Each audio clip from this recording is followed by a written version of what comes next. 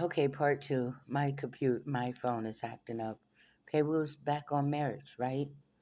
Because you tired of messed up relationship, aren't you?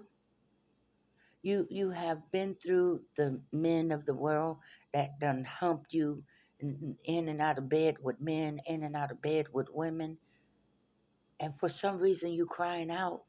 There's something inside of you wants something more deeper, and you're crying out to God to give it to you. Apparently, you're tired of being heartbroken by unfaithful people. You give your all to them so that they can become unfaithful to you. So now you're asking God to reach into his treasure box of heaven and give you one of his gems and his jewels, right? That's what you're asking for. Well, it's going to come with a sacrifice to give up all those worldly people, all those nightclub people, all those streetwalkers and strip club people. Are you prepared for that? Some people get married and they put themselves, they go right back to the streets.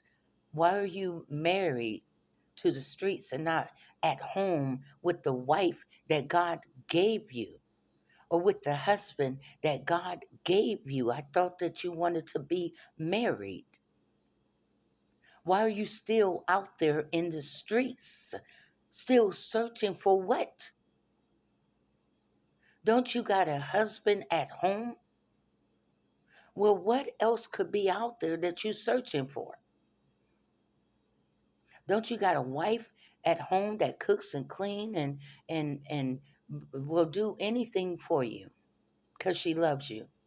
Why are you running the streets and trying to talk to other women out there in the world, Mr. Holier Than God, fakey?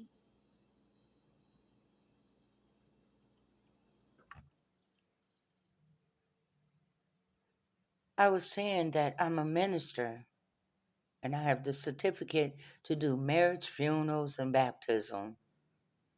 But before you marry someone, you have to be able to consultate with them. You have to be able to talk to them like I'm speaking with you now. This will be like a part of the consultation, a 1 hour and biblical field that a man leaves his mother and father and cleave, cleave. When a mother is in the kitchen and she's cooking and you got that kid, you got that child that just hangs on your skirt tail. I mean, don't let go. Just follow you every step of the way. You want the kid to get out the kitchen because you just don't want to accidentally burn them. But they hold on to that skirt tail of their mom, cleaving to her, cleave to her. That is just me. I mean, I got parents. Of course, I'm going to respect my parents and her parents. We'll get into that later because that's going to be a part of your life too. Their parents, their family, their side of the family, your side of the family. So if you're ashamed to bring her around the family right now, she ain't your wife. Who'd be ashamed to bring their wife around their family? You should want her to be a part of your family. Unless they just bad family, like oh Lord, I don't want to bring, they've been on to fire her because they're just too negative. But what about the positive? Not everybody in your family can be negative. So you can't bring her around your family now, and you're saying that you want to marry her and you're ready to make a commitment. What's going to happen with holidays and family gather? Is she going to be left out? Is he going to be left out, feeling like a left out in a part of the family, or does he blend right on in and graft right on in with your family and you with his family?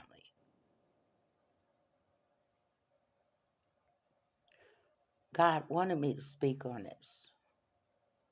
Are you prepared? That means that he must be making preparation. But are you prepared? Because this is going to require sacrifice. and obedient to God.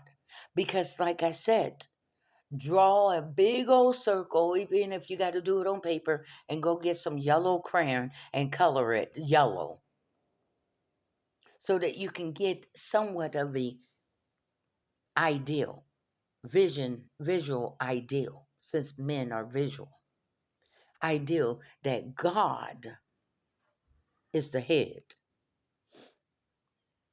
that God is the center of your marriage, that God is your solid foundation, that God is your rock. Whenever you need something, both of you turn to who? God. Whenever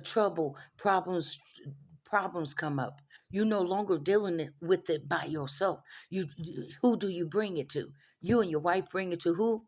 God. You no longer keep your problems separate from your wife because you're no longer single. You no longer have to bear this by yourself. You no longer have to bear this by yourself because now you got a husband, and both of you take the issue to where? God. Why? Because he's what? The head. He's the head of my husband, who's the head of the household. His action should not be moved until he have sought God. His decision making should not have been made until he go seek the true head of the marriage.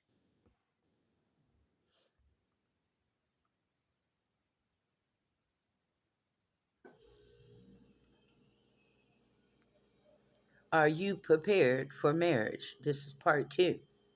Are you prepared? I was sometimes I have to talk to myself in order to get my words to come in proper order when I get ready to write or get ready to do a message. And I was speaking about a king and a queen. A king and a queen don't have to demand respect and honor. That is a given. They sit on that throne, and those that come to them must show proper respect and honor. Those who you marry must give your parents proper respect and honor, because if it wasn't for the queen and the king, the prince and the princess would not be here. And this is to those that is being manipulated by those that saying that you need to put me first before your mother. I'm not even married to you yet, you crazy woman. What you talking about? My mother is my queen. My mother is the queen of our family.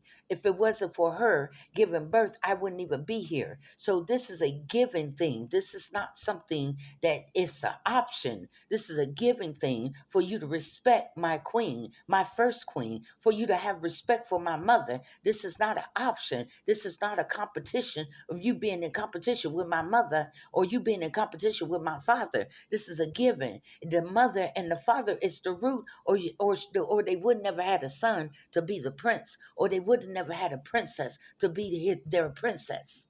So this is a given. You are coming into their throne, into their family palace environment, trying to be a part of the king and queen family. You just because you marry their son and daughter, the king and the queen don't disappear. So are you willing to know that you're not just marrying her, if you will? Are you willing to know that you're not just marrying him? That's a prince. And you want to marry a prince. But the prince may have a mother or both parents, both king and queen, or maybe a mother or maybe a father that's by themselves. But they still deserve to be respected automatically. You're coming into their family. You should be worried about if they're going to accept you.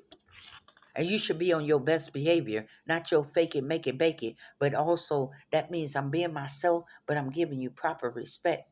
This is not something that if I want to, if I feel like it. Some of these young women, when you look at these videos and you see that the guy is interacting with his mother and a young woman, or sometimes a young wife, well, they look the mother up and down like they are in competition with his mother. There is nothing to compete with. She is the mother of this man, there is no alternative. Well, you're going to have to choose me or your mother. No, I don't have to choose nobody. At the end of the day, my mother got her proper position and you got yours. And I can have both women in my life without choosing nothing. Who told you that? The ways of the world? Who told you that? The ways of the world, trying to do things the way of the world, being that no, you're supposed to give that man mother. I can understand if you got a mother-in-law from hell. You should expect some kind of resistance from the beginning. Because she got to warm up. Your mother always going to be an investigator to find out who's marrying her son. A father and a mother always want to know who is this guy with our daughter. That's a natural parent reaction. You got some guys about ready to buff up at the daddy, buffing up at the daddy, but yet you want to be a part of his family, but you don't even know how to give him proper respect from the beginning. And then you want him to have favor with you being with his daughter. You're going to have conflicts because you started the conflict by a lack of respect and honor to him. You know, back in the days, before a man could even take a young lady to the ice cream shop and just have ice cream, he had to meet the parents. He had to meet the parents, auntie, uncles, and cousins, the whole tribe. And you can't be coming in there like you a thug it out. So are you prepared to also give that woman and that man parents proper respect without you being disrespectful? Now, what happened if we don't get along? Let's said I don't try everything so that they can see if I like them or whatever. Some things take time because some parents have a hard time themselves adjusting to losing or not losing, but having to give up the fact that our child, our son and our daughter is grown now and they're going to be away from us. So I would step back on that.